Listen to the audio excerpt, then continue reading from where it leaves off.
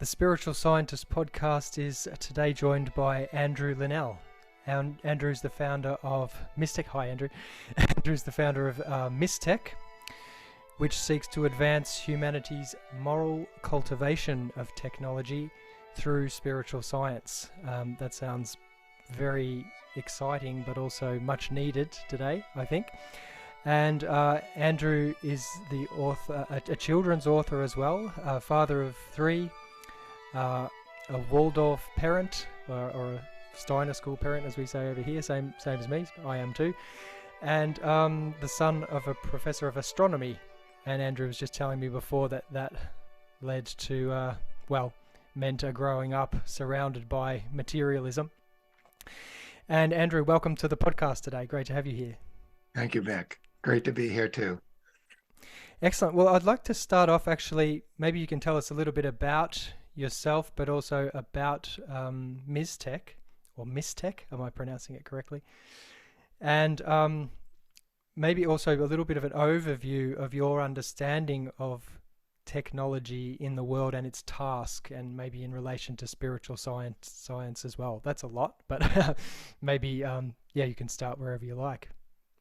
Well, you mentioned that I was the son of an astronomer, and that's correct, and grew up in a house where, and most of us my age grew up in similar conditions of the rule of science and what science was bringing, which was doused completely in materialism. I remember my father, and I developed this habit too of sort of demeaning any sort of spiritual person and what they were saying. You know, it was easy to mock it out of materialism. And then I had a girlfriend when I was working for IBM in Endicott, New York.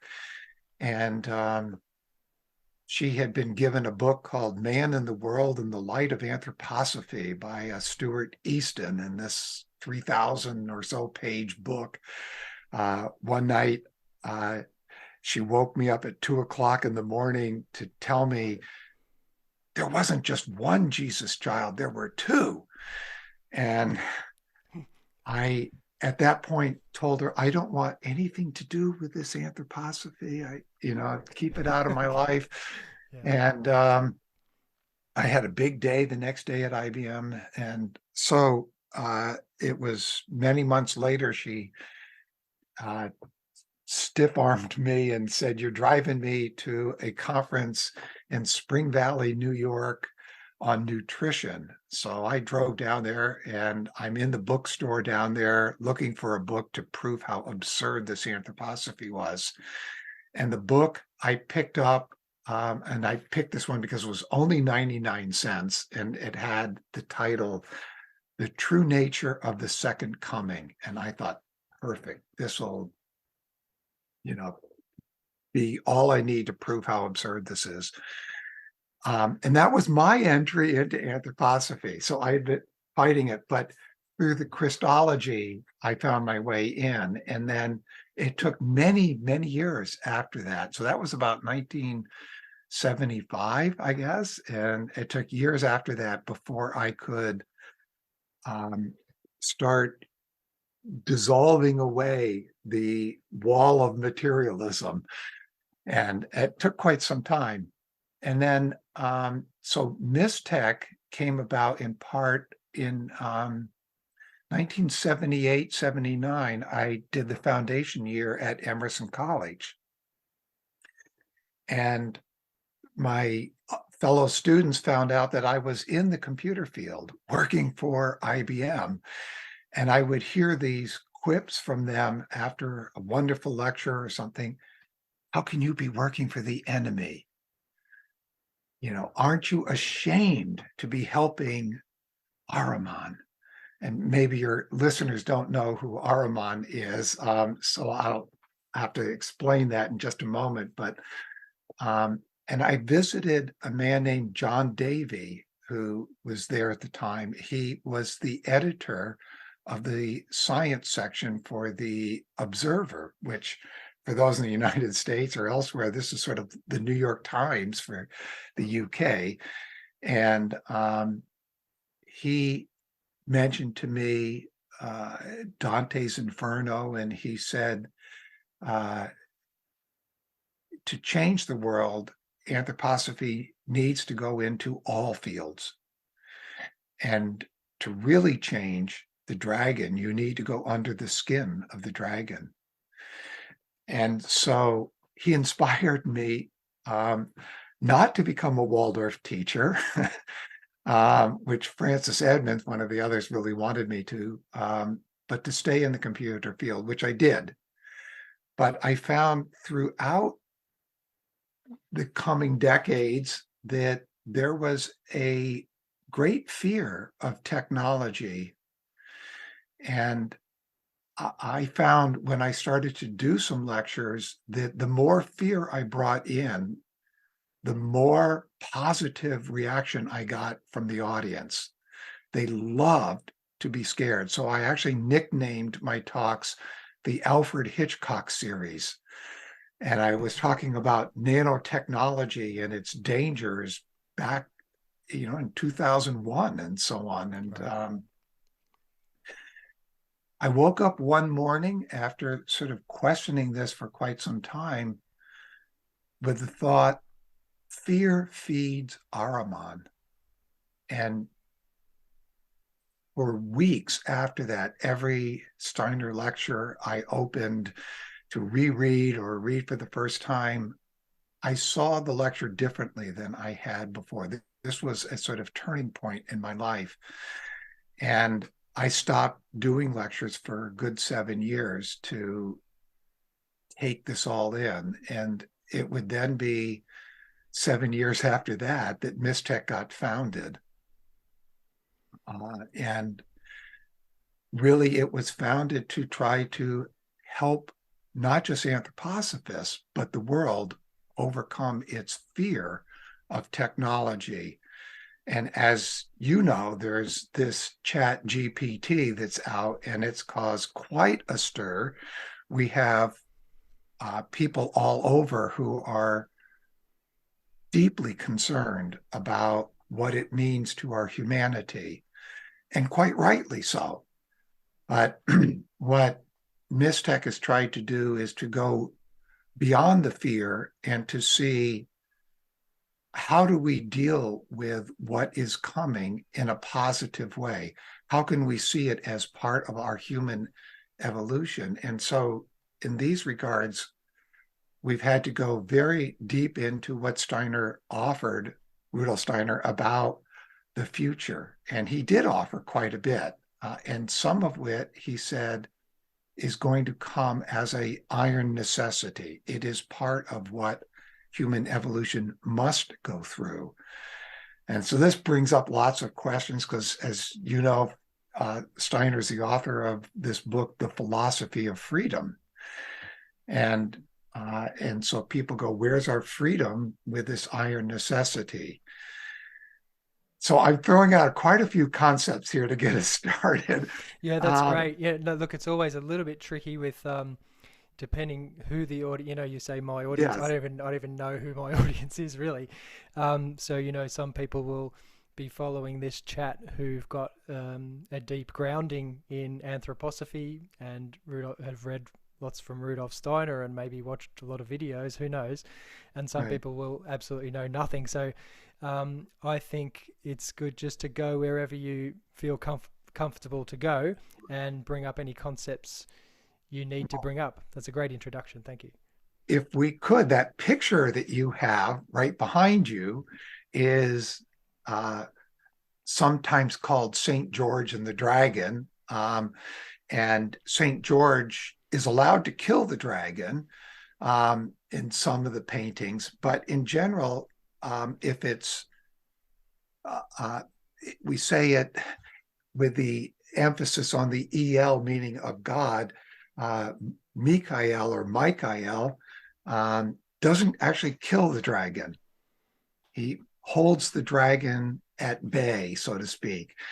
And when we look at the caduceus, or the staff of Mercury, we see two intertwined snakes, a black one and a white one.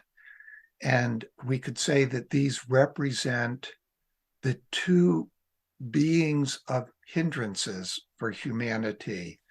So one is black, and that would be the Lord of Darkness, if we can call it that, who we can also give this name Ahriman, because that comes from the Persian lore, this term.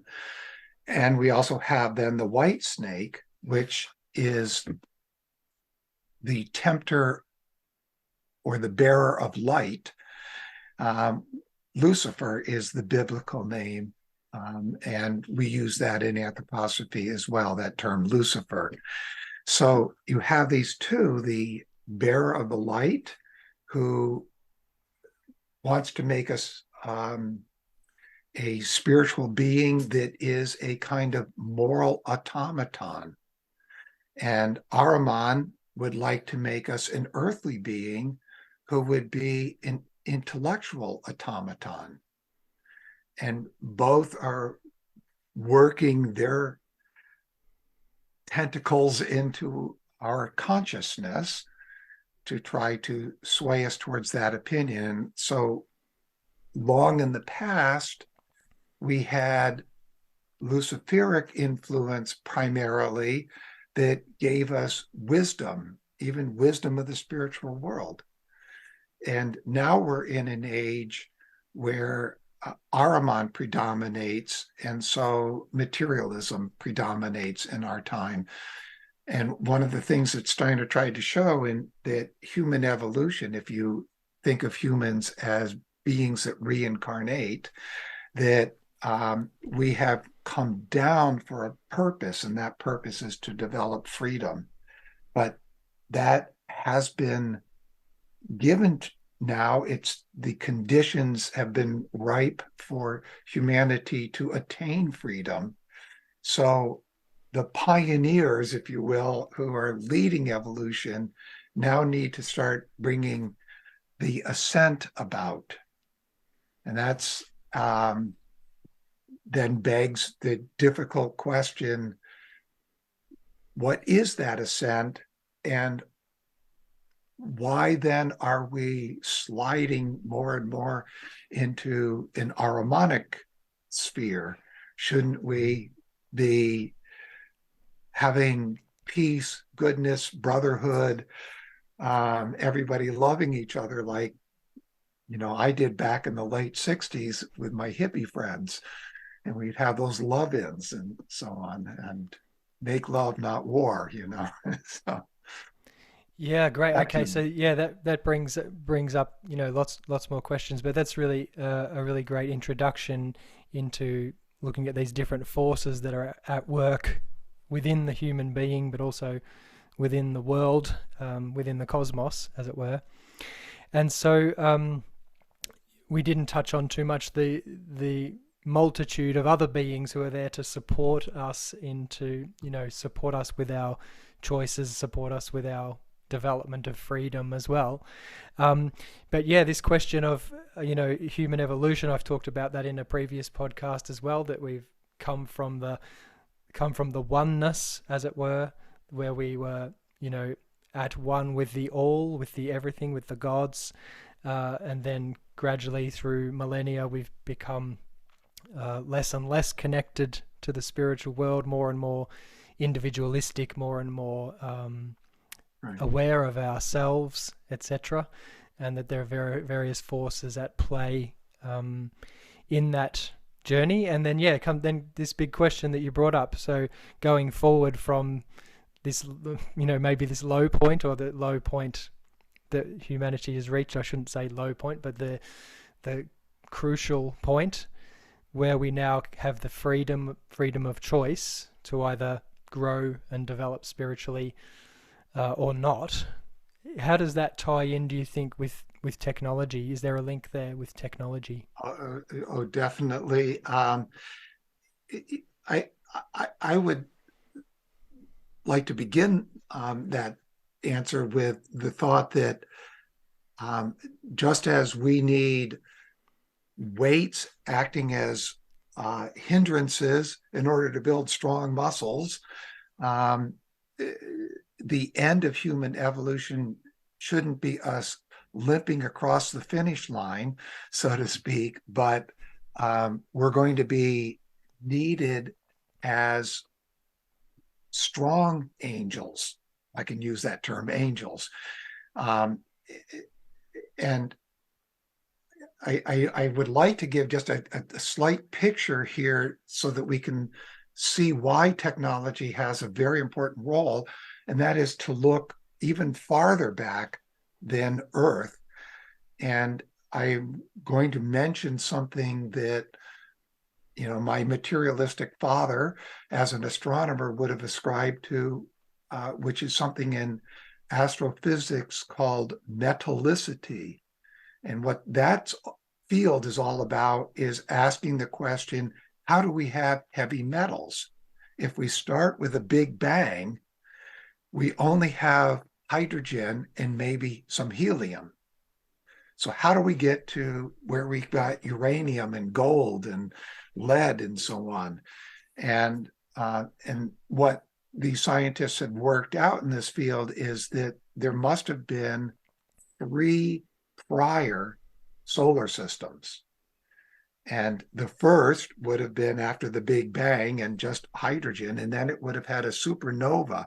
And only in these conditions of supernova, according to the astrophysics that we have, could we have attained then some fusing at the atomic level, so that hydrogen and helium become then those elements that form the gases. And then another supernova, another solar system, another supernova, and then we get those elements that are dissolvable in water. And then we have another solar system, another supernova, and now we've got the elements of the periodic table. So in that regards, if we take these 3 prior solar systems, we can ask, what were the conditions? Well, they didn't have solidity, perhaps. And so if there were beings that had something like a human development, it would have been totally different than what we experience. And Steiner actually does say that there were beings in each of those prior solar systems, and he gives names to them, he doesn't, the esoteric names that he uses. The first would be called Saturn, then Sun, then Moon, and now Earth is the first half of Earth is Mars, and the next half is Mercury. And then there's the future, Jupiter, Venus, and he gave the last one the name Vulcan. So the beings of the hierarchy, the ones that are closest to us, which in Dionysus, the terminology are angeloi, archangeloi, and archai, each were on the human stage of one of those prior solar systems, if I can call them that. Mm-hmm. You may not have even had a sun. You may have had just a nebula or something. But so those are beings that are closest to us as humans and are helping to guide us. And they needed to, in order to guide us, to incorporate or even incarnate into human bodies in the past. They don't do this anymore because we've been in this period of developing freedom. So they've had to withdraw. But if we look ahead to what's coming, that next solar system with the esoteric name Jupiter, then we have to ask the question, what will we be? We will have evolved from the human stage to something equivalent to the angels for those future humans. And we will need to be able to incarnate. And if you look at this direction from just hydrogen, or shall we say a warmth state, to then the gases, to then that which operates within liquids, to now the solids, what's next? And so we don't know yet, but you can see this progression. And we will need to be able to do that. So there is a question, does technology enable us to go in that direction, where we will be able to, through our work with technology, incarnate into a body of the next planetary condition called Jupiter. That's pretty spooky and pretty amazing stuff. But there's more in the immediate future as well that makes all of the scary aspects of transhumanism make more sense. And I'm not saying transhumanism is a good thing, but what I'm trying to say here is that just as Mephistopheles said to Faust, that I am that being who intends to do evil, but ends up doing the good, that these beings, Ahriman and Lucifer, have a nature, a God-given nature, you might say, or a developmental nature from their past, that how they act upon humanity, you can almost say, is instinctual. It's something they don't have a freedom to do. They do this out of their inner nature. And so how are Lucifer and Ahriman to be redeemed? And we're coming up to Easter, and on Golgotha, the place of skulls, there were three that were crucified. And one of them recognized who the Christ was, and for him, he was told he would be redeemed. But the other continued to mock the Christ. And so the redemption of Lucifer is already underway, shall we say. But the redemption of, and it's not done by any means, but it's underway.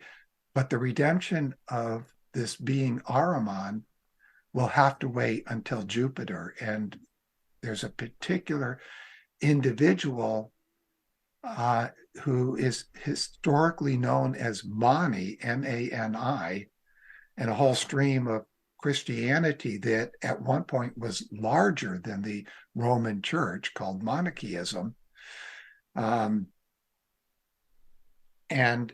that stream has taken on this task in the far future to redeem Ahriman through love, through meekness. So that's a wild picture, I know, for some of your listeners. And there's much more details that could be said, but I'm trying to just give a quick overview of it. And I know these thoughts are difficult, and with materialism, they become something quite easy to just mock and dismiss. Mm-hmm. So, but I know your background, it's probably easier for you to get, but maybe not all the listeners. Well, yeah, I think it's something I mean to say on all of these shows and forget too often, but nothing really beats sitting down and reading the books. So we can talk about it, but really sitting down and getting to grips with these thoughts and then discussing them with people and watching them on video is fine and good. And it's that's sort of what we're doing here, is helping to put these thoughts and concepts and ideas out there. But I would really encourage people to go and find the texts and have a close look at them themselves as well. But I think you've done a great job giving us a big overview. And yes, it is very easy to mock those thoughts and ideas, but we'll carry on anyway. And I think I know, because I was one of those mockers. I was one of those scoffers, in my past. So I know what I would be saying if I hadn't done the work, to really understand what Rudolf Steiner was bringing. great. Well, yeah, I think that's great, and I think also it's quite easy to misunderstand what you've said or what Steiner said as well. But it's very easy to misunderstand this aspect to do with technology.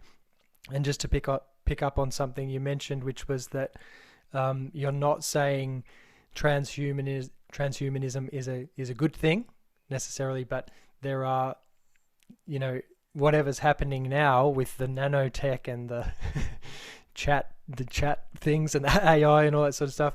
I mean, it's here, it's real, it's happening, and it's happening at an exponentially accelerating rate. So we need to face it and deal with it. And I think it's also important to say Steiner was not a Luddite or someone who rejected technology. In fact, he grew up as the son of a station master as the trains were coming in, So, and he wasn't someone who was against technology. There's often this misconception because, especially in the Waldorf or the Steiner schools, there is this emphasis on not having too much technology in the lives of the developing child, that then people think, oh, okay, he must have been against technology, but it's not the case. And so maybe you want to say something about the state of things at the moment, where we're at with AI. Something that occurred to me before we came on was, your work with Mistech around the moral development of humanity, and the technological development. Elon Musk, for example, he talks a good game, and he says a lot about we need to really make sure we are keeping an eye on the moral side of things and all that sort of stuff. But then in the background, he just goes on hammering on developing this technology, to connect, brain computer interfaces, etc. And so, yeah, I'm sort of searching for a question here, but can you give us an update? We've talked about the big picture. Where are we right now, and what's happening So right now? you mentioned Elon Musk, and just yesterday there was headline news that Elon and a number of other leading scientists had asked for a kind of moratorium on the development of these large language AI models like ChatGPT, because OpenAI just came out a month ago with version 4 of GPT, and so there's some concerns that these leading scientists have that there is a danger. They're not quite sure what the danger. We might not know what this danger could be, but they want there to be a good look at what safeguards could be put in. And this gets to some fundamental problems of the sort of economic system in the West, in particular, but this distrust the West has of the East playing in whatever rules are set up, because there's a sense that whoever gets there first will be the dominant player in the economic sphere of what's coming out of AI. And there's multiple companies in the West, there's multiple companies in China and Japan and so on that are all working on AI and robotics and these sort of things. And so if part of the world says, let's have a moratorium and operates on that, as we did with using CRISPR to edit human genes. We put a moratorium on that. And in China, they went ahead, a scientist, and of course, the Chinese government put him in jail for doing this, but he went ahead and explored that capability of taking some unwanted genes out of the embryo and inserting other genes in. And there are 2 children, unnamed, who are a result of that. Wow.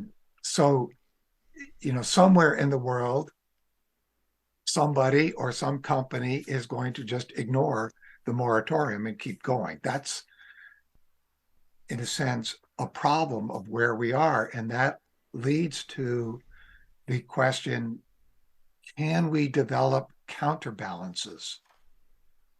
So here we sit in front of a screen, and given what I've elected to do in my retirement years, I'm in front of the screen now as an administrator for Facebook, for all the email correspondences, for all the Mistech work, for all the lectures and articles and books.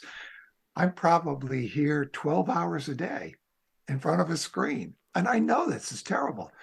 So I come up with a number of counterbalances.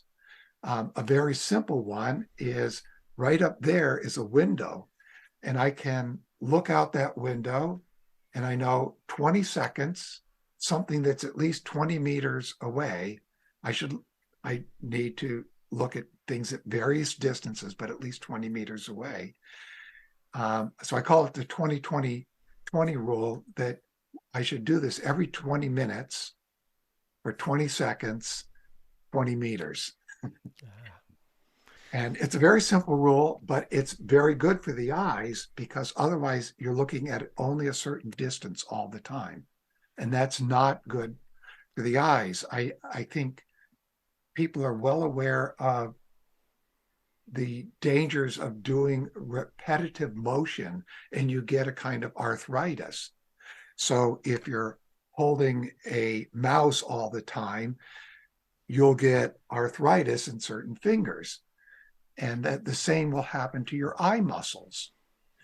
And so this is not, this isn't good, of course. That's a very simple sort of thing. But what about all the questions of being human? And that's the real question here. What is it to be human?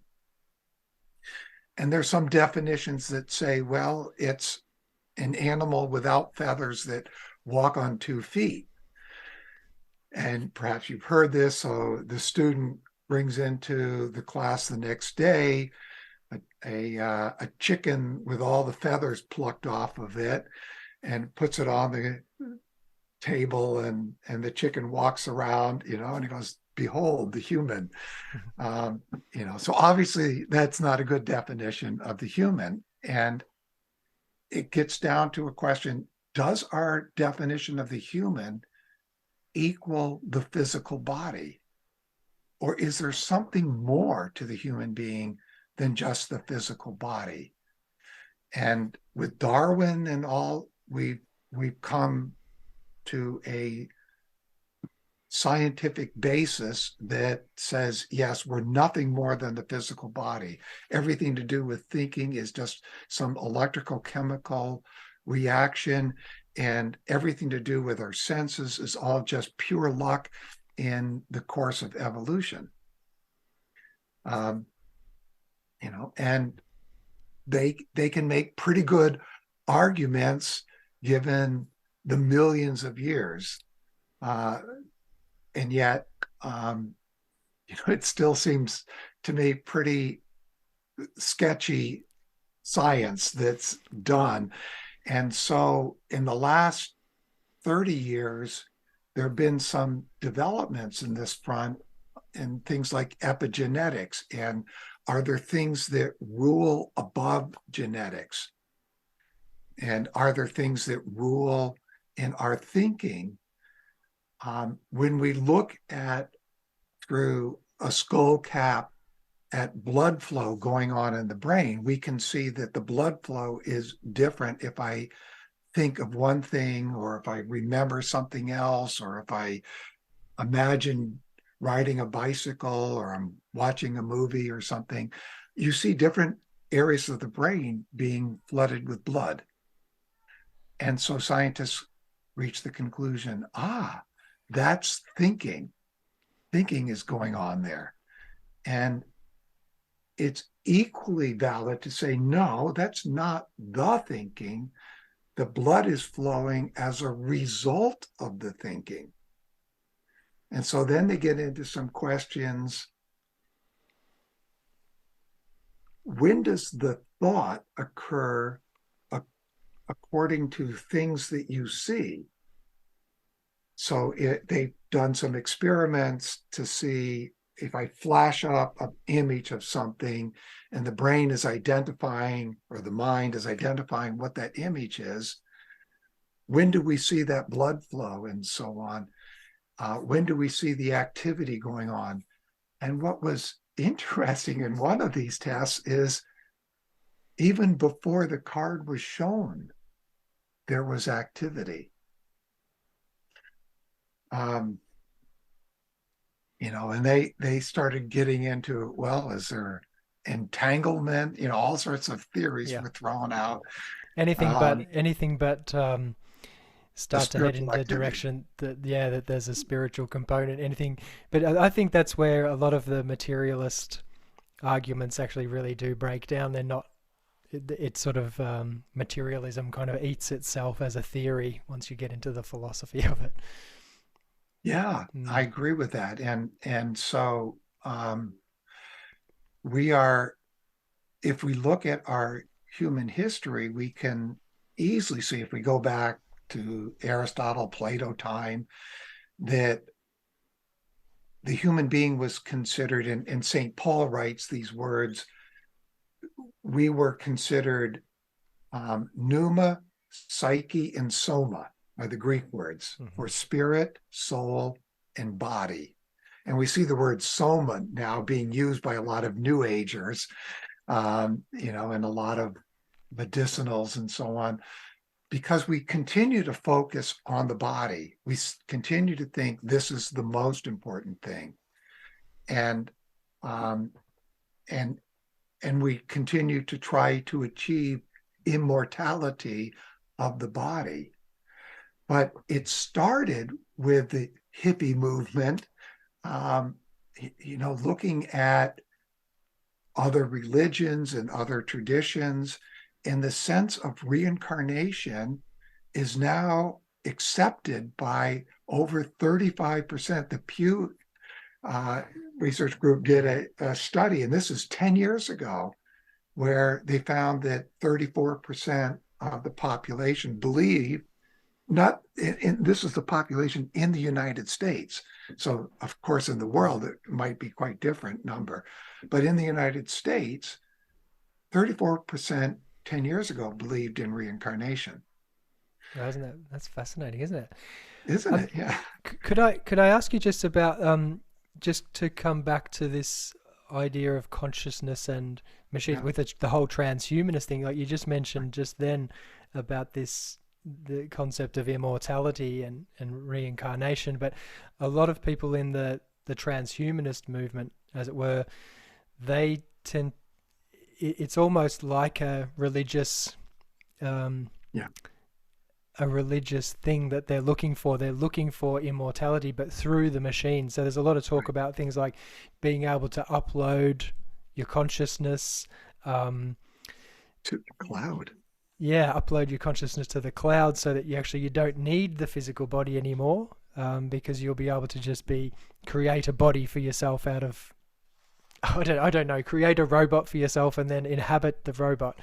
Do you think these things are potentially real, or is it really just because I know we could say that everything in the universe is conscious to some degree. There is consciousness. Even matter itself fundamentally is consciousness, or has is made up of conscious beings.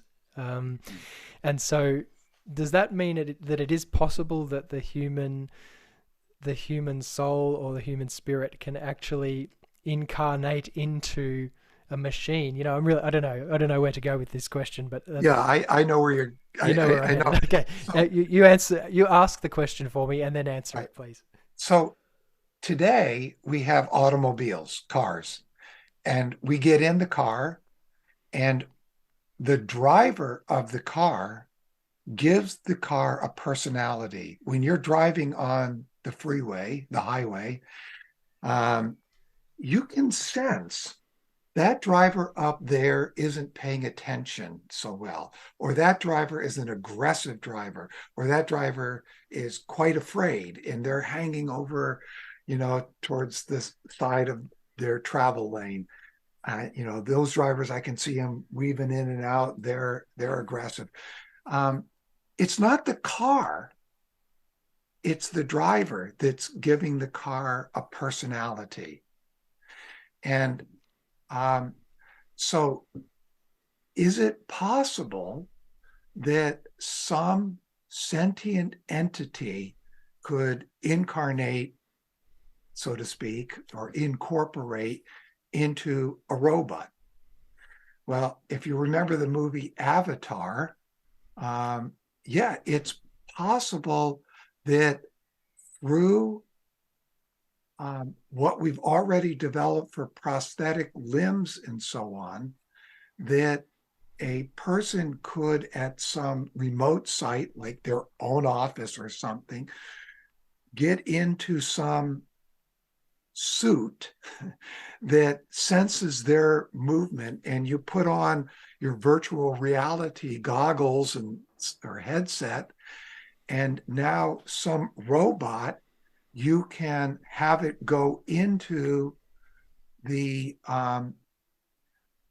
nuclear power plant that blew up and try to fix the reactors and take out the dangerous nuclear waste and this sort of stuff by remote means. Is this Iron And Man? Are we talking Iron Man here? Is this a new script for the next Iron Man, or is this one that's already been? this is already exists Oh, today. You can do okay. this I see. today. But the sophistication will just continue, so that um, someday in the future, and maybe 2030 would be a good date to, you might see, as you're walking down the streets of New York City, a robotic entity walking down the streets of New York City, passing you by, where a person in the hotel 5 blocks away is actually walking that robot. Okay, but that robot doesn't have its own consciousness. It Right. has the consciousness of that person who is in virtual reality, or maybe we could call it augmented reality, doing that work, or that operation of the robot walking down the street. And I believe that there will be people who will be so tempted to amuse the world that they'll want to do this within the next 30 years, is put on their avatar cloak, so to speak, and move a robot around. Um, Okay, but so as far as actually uploading one's no, that's consciousness, different. Right. yeah, Yeah, this. So, and it's interesting that we have this word cloud, because in Revelations, or in the Bible, it talks about how Christ will come in the clouds. yeah. And But no, you cannot take your consciousness there, if so long as your consciousness is a living consciousness. And what does that mean if it's not in a body that is a living body, like our physical body? What does that mean to consciousness? And so this gets to what in all the ancient practices called prana or chi, or in anthroposophy, it's called the etheric realm. This is the realm of the living. And a plant has this. It distinguishes a plant from a rock. A rock doesn't have it in it. So, and this is where we can develop our cells to have what Steiner called living thinking. What is envisioned is actually a dead consciousness that's uploaded to the cloud. You would have to kill it in order to be able to put it into a dead substance that has no life. Now, when we talk about just what is software, what is AI, a programmer has to have a sequence of thoughts. That's what the program is going to do. If it has this conditions, then do this. If not, do this. And that's the fundamentals of programming is you have if, then, else, and do. So all of this AI is following this kind of dead thinking. You have to kill your thoughts in order to write a software program. And then what are they working on? They're working on dead data. Mm. So right now, you and I are getting semi-dead data off of our screens. It's not the real live Mick Young I see, because you're somewhere over the pond. But it's not fully dead, or else we would experience what we're experiencing differently. It's on its way to being dead. Okay, cool. Could you say something then about your understanding of what living thinking is then? Because it sounds like, when it comes to technology, we can have these things that we do which can counterbalance their effects. Looking out the window for 20 seconds. I like your 20-20-20 rule. That sounds good. I've got a nice forest just outside my window here too as well, so I try and do that as much as I can. So we've got these ways of mitigating the effects of technology on the human being. What about this aspect of living thinking? I think a lot of people in the Steiner world, anthroposophical world, talk about living thinking, and it's always really interesting to me to hear how different people express it, because it's almost like a brand new thing every time I hear it. So I'd really like to hear yours, if you don't mind. Well, okay. It might be a challenge I won't be able to achieve, but let me give it a try. But also don't forget what I'll call the counter forces or counterbalances for the technological age.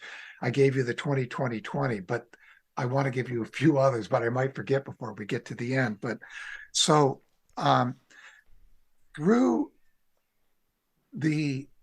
what we are,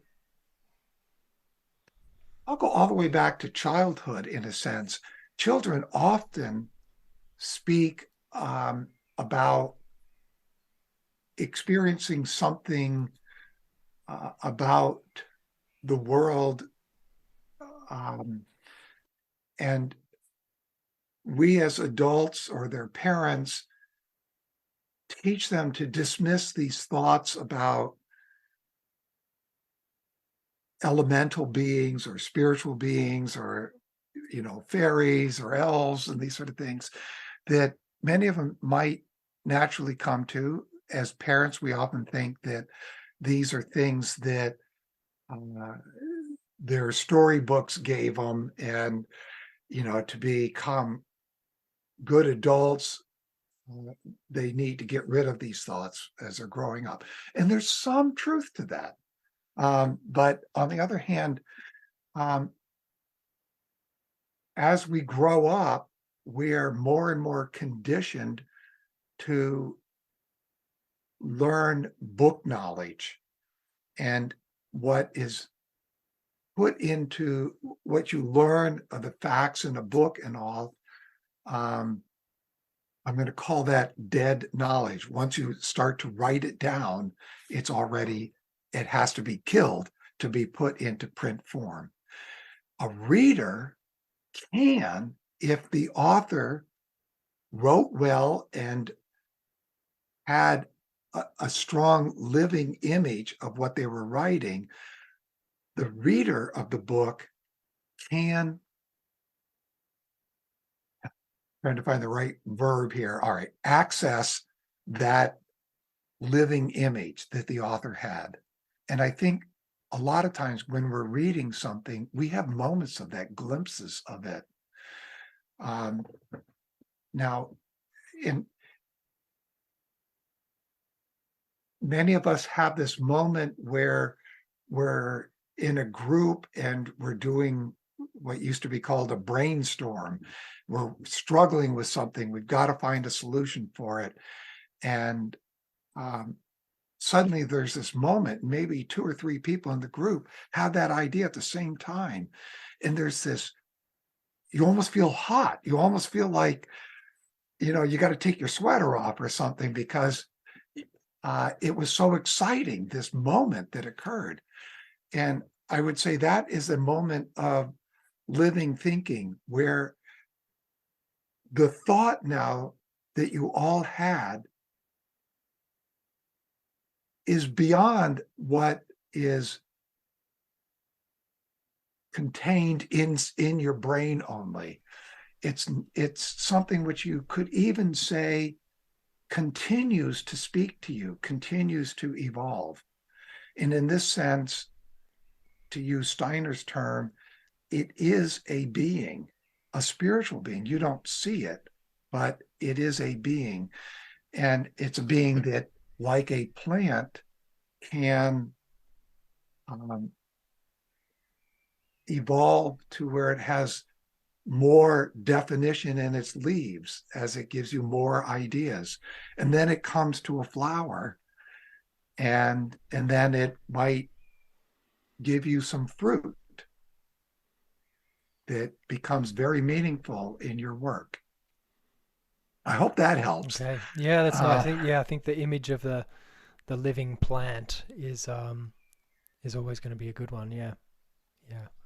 Yeah, it's interesting also, this chat GPT and now GPT-4 have been shown to ace the college entrance exams or the graduate school entrance exams. And, so it's causing now concern, can somebody bring in on their smartphone, can they bring in, chat GPT to give them the answers? It's a good reason to get rid of exams, I think.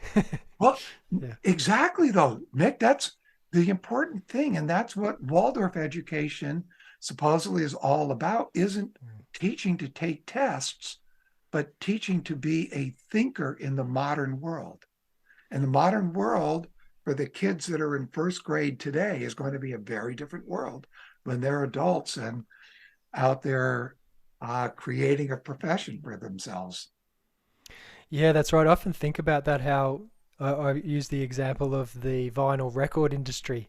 Yeah. Although the vinyl record industry is sort of resurging now, so it ruins my little analogy here. But um, yeah, one day you had a job in the vinyl record industry, and then the next day the CD was on the market, and it was over. But as you say, you start school, you have absolutely no idea that jobs that you're thinking about when you're 10 years old probably not even going to exist by the time you come out of school. So Andrew, maybe a good place to head to next, just if we've got a couple of minutes left, just to finish off. You mentioned about counterbalances. Yes. Yeah. So is that you've got some other things? Because I think that'd be really good to leave people with some actually things that they can do. Because I'm looking for them as well. Because I'm on here too much, and going for a walk's always good. Looking outside's good, but maybe we need something more. Yeah, let me do that. And it's extremely important if we are to not succumb to this, and the picture I want to show is we've been coming down, down, down, and now we've gained our freedom. People aren't necessarily using it, but we can't have it.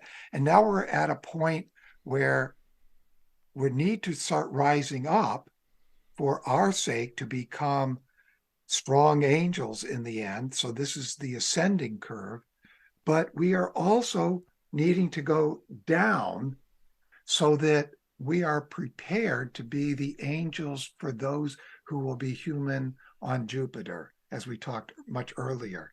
So it's not in our consciousness, it's not just an ascent, but it's ascending and descending.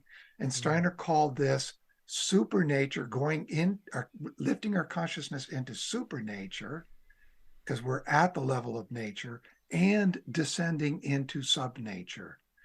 And most people, most anthroposophists, well, I shouldn't say most, many anthroposophists view the descent as something to be avoided, as going into subnature. We shouldn't do that.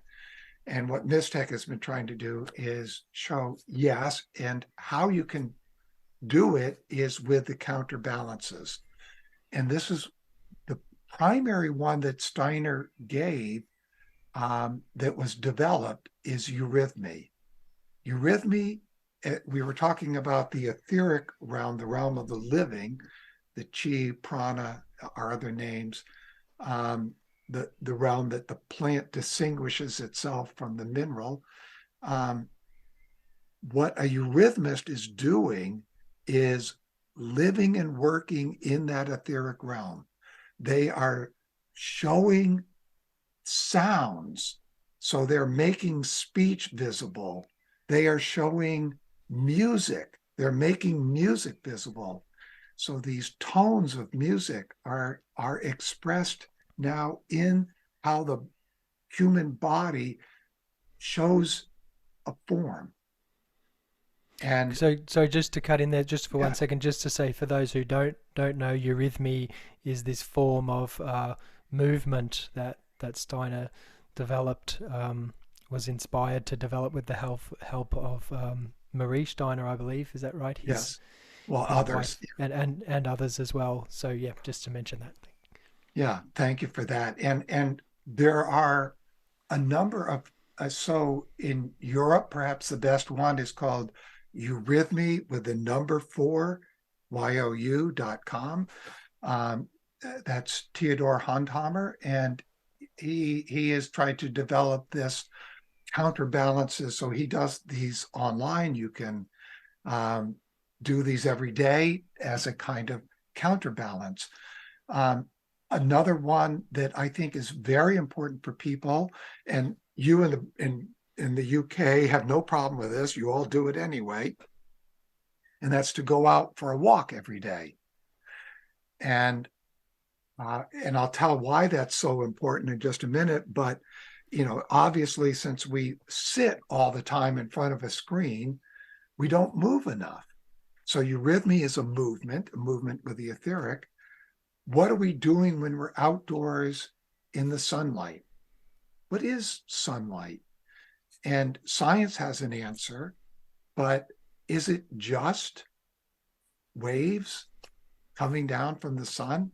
And one can say the light is a sheath for the spiritual, and something from the spiritual is coming down. And I'll explain what that is in just a second with the third counterbalance. But so it's of immense importance just to go out for a walk, to be moving for an hour every day. The more you can do this at the same time, so that in the course of the year, you notice the change of seasons in nature, the better it is for you. So I urge people to do that. And, if you want, okay, put on the headphones and listen to something. But I think it's much better to use that hour to be fully immersed in what you're doing. as boring as it might be to you, find ways to make it not so boring. Find things where, oh, that flower wasn't there yesterday. I see a crocus there today, or a daffodil, or the tree here, it's now shading and it wasn't shading a week ago. These kind of things are wonderful to notice. Now, the third one is something that Steiner didn't develop called refined breathing. And this he also called the new yoga.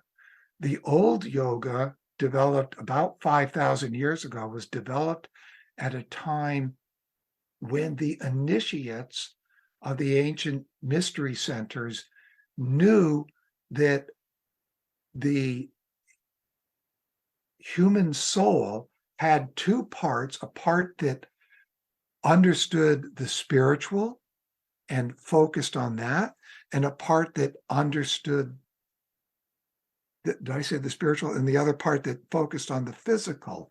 We could even say that's Abel and Cain as two parts of the human soul. And they could foresee that we were losing the upper one, the one that focused on the spirit. And not that these are separate souls. That became the thought in the early centuries of Christianity, and led to the Eighth Ecumenical Council. But we can say that what was once one started gradually separating. And at the time of when yoga was developed, it began to look like a figure eight, not quite pulled apart, maybe like an ellipse, but they could foresee that this was going to pull apart, which it did when we got to Roman times. And it stayed apart up until the time of the Renaissance.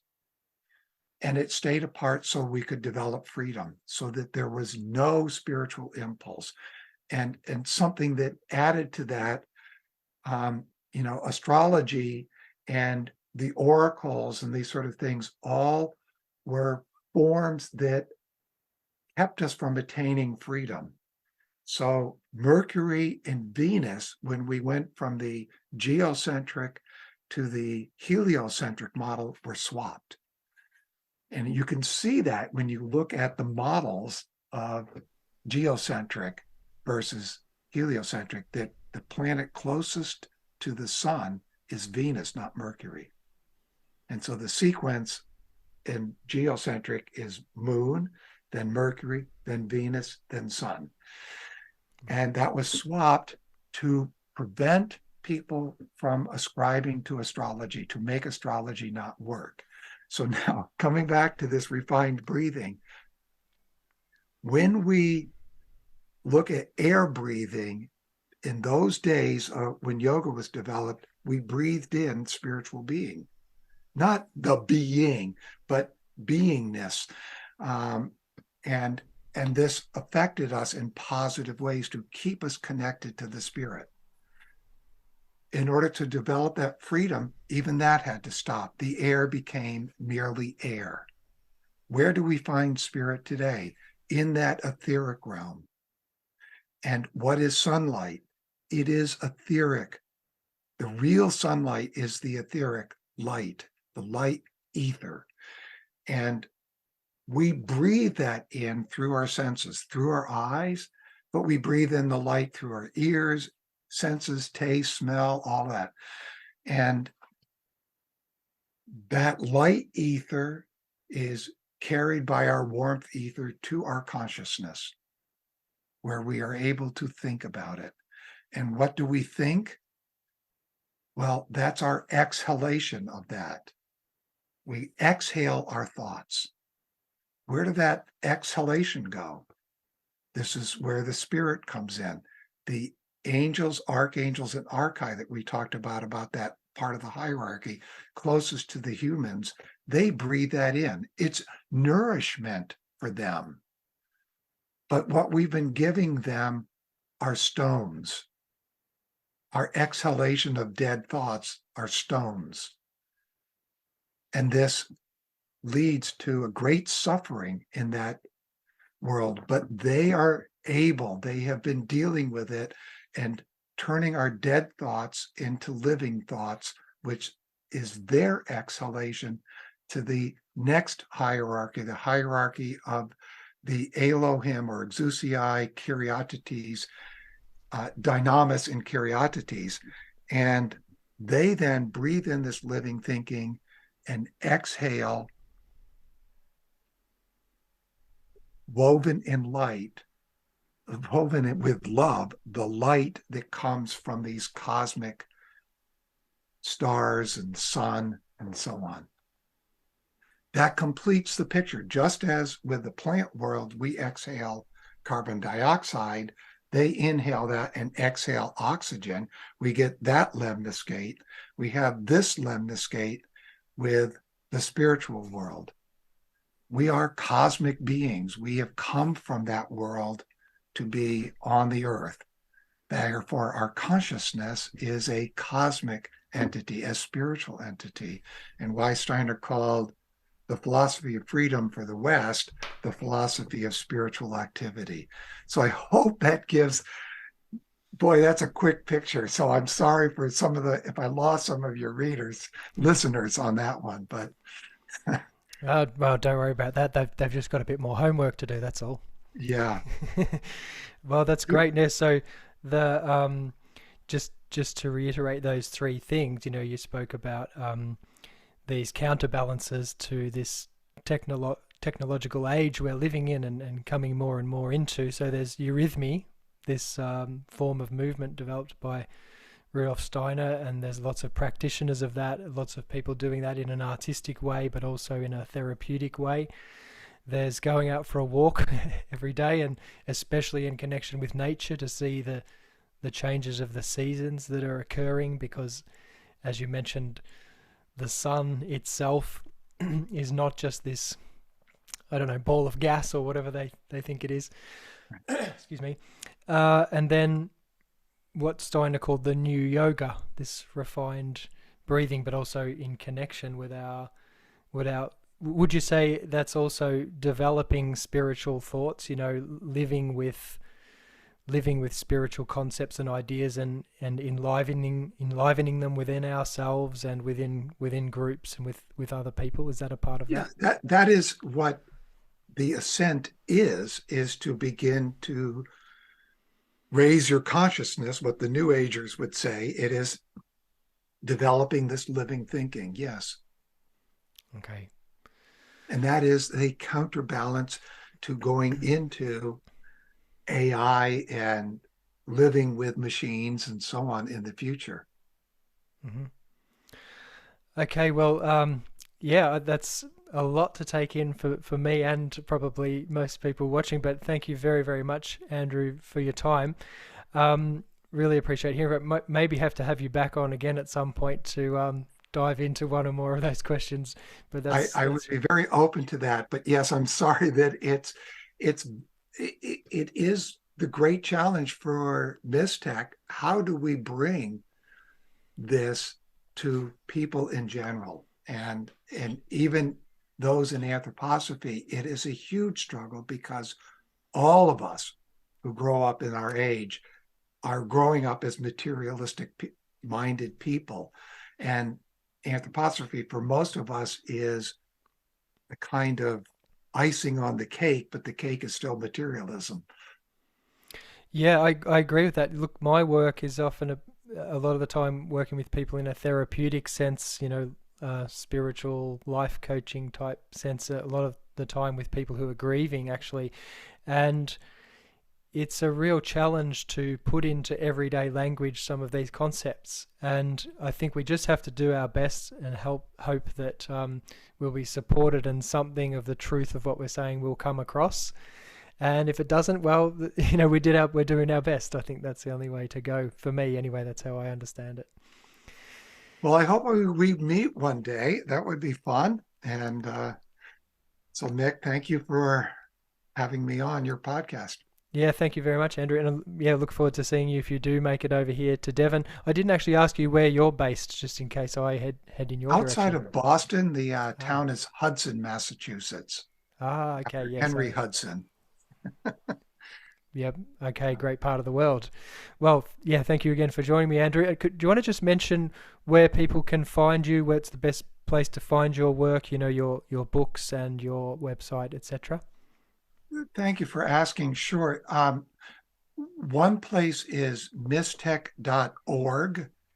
So MYS as in mystery, TECH, all one word, .org. There's also, as a kind of archive site of past lectures and so on, mystech.co, just CO. And then I have a number of websites in addition to that, the Christian Mysteries and I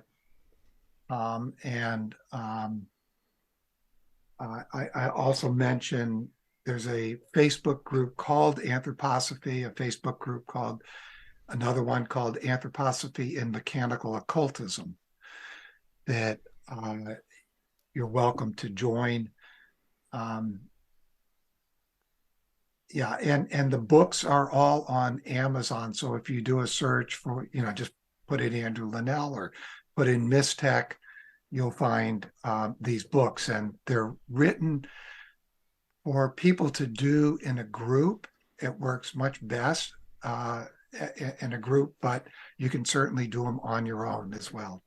And there's 7 books, and one is called Refined Breathing, the new yoga. So, you might find that interesting. And one has been translated into German, and we'll get some others translated into other languages as translators come forth. Okay, wonderful. Well, thank you for that. Sorry. No, I just said wonderful. Thank you. And look, I'll put all those links in the description of the video anyway, so that people can easily find you. So thanks again. I just like to say at the end of the session here, don't forget, people, it's great that you sat through this video and listened to everything we had to say, but also don't forget to go outside for a walk. I think that's a great thing to recommend to everyone. I might start saying that at the end of each podcast.